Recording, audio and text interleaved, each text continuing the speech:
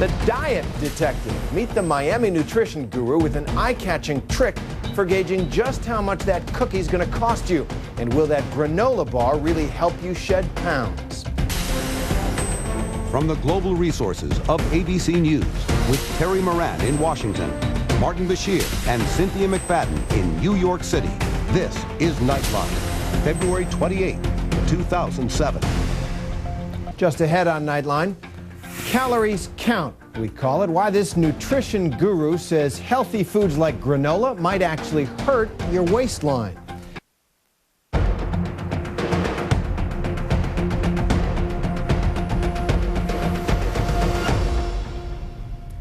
And now to Miami, a city where diets are an obsession, and the nutrition guru there who says he has the simple solution to weight loss. Simple? Aren't nutrition and weight loss complicated subjects? Well, you might think so with all those fads and crazes out there, but according to the man you're about to meet, there is a way to simplify. Here's ABC's Jeffrey Kaufman reporting from Miami. Calories, carbs, fats, fibers.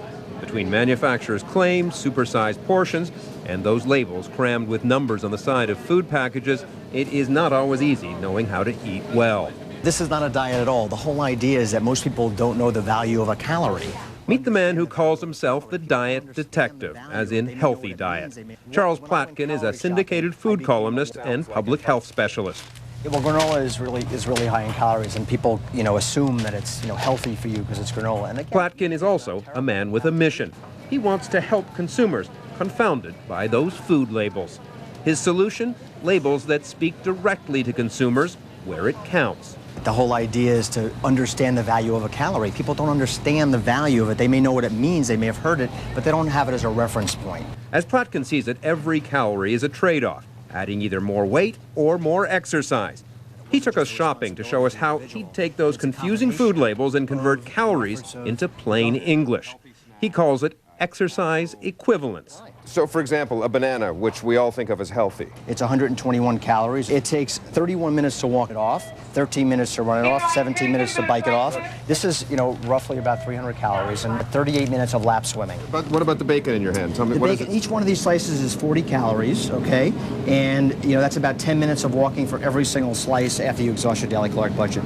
What Platkin calls the caloric budget are the calories we burn simply by doing our daily tasks, about 2,000 calories per day for the average person. But if you eat and drink more than that, you'll either gain weight or need exercise to burn it off. Platkin has devised a simple formula that converts calories into approximate exercise equivalents: running, walking, swimming, dancing. So if you have potato chips, a bag of potato chips, in your, let's say, lunchbox, for instance, and you want to find a calorie bargain, you need to investigate. You need to find something that's lower in calories than those typical potato chips, okay, that you don't mind switching out forever. Platkin says he was seriously overweight for years. Diets failed him. It was only when he began to understand the direct consequences of food that he began to control his weight. If you don't stay within that daily caloric budget, you will either gain weight if you go over, and if you stay under it, you will lose weight. And that's really important to know. It seems fitting that Platkin calls Miami home. This body-obsessed city is responsible for a cottage industry of diet books, none more popular than the South Beach diet. We went to talk to the man behind that diet, Dr. Arthur Agutson. The labels are helpful, but they're not a solution. Agutson says eating well is really about education, knowing what is good to eat. The good fats, the good carbohydrates, lean protein, and plenty of fiber. It's not so much how many carbs and how much fat, but the quality of the carbs, the fat, the fiber. Agutson says those food labels are getting better. Now they identify trans fats, the ones that are really bad for you. He thinks Platkin's calorie counting approach is just too simplistic. You can try to cut calories, but if you're eating starch, you're going to be hungry all the time, you're going to be in trouble. I think awareness is great. Shea Rarbach teaches nutrition at the University of Miami Medical School. Rarbach thinks Platkin's idea of exercise equivalence might help with some foods. If I was going to pick up a big chocolate chip cookie and the label told me if you eat this, you need 20 minutes extra of walking. It would just make me think about it. What if you did it at McDonald's or Burger King? I don't think they would go for that. I mean, it would be like walk around the globe a few times with some of the meals that they serve. Rarbach also sees limitations to Platkin's scheme.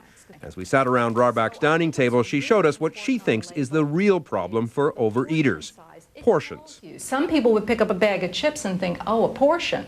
But if we read the label, we're going to see that one serving of chips is 8 of these big chips. But who eats just 8 of these big chips? I don't think anyone is going to eat 8 chips. So let's say you eat 16 chips. Which is what percentage of your daily intake? 230 calories. It depends. You know, the average person is eating 2,000 calories, so it's 10%. In those 16 little chips. In those 16 chips. But Platkin argues the notion that 16 chips equals 230 calories is just too theoretical for the average chip lover. It has to resonate with people. It has to entertain them and engage them.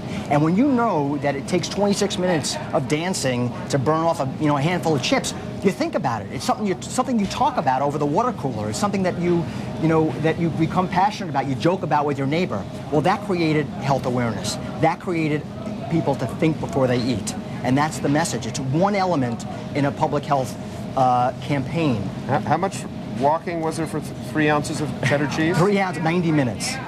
90 minutes for just 3 ounces? For just 3 ounces. I know. I'm Jeffrey Kaufman for Nightline in Miami. The Diet Detective.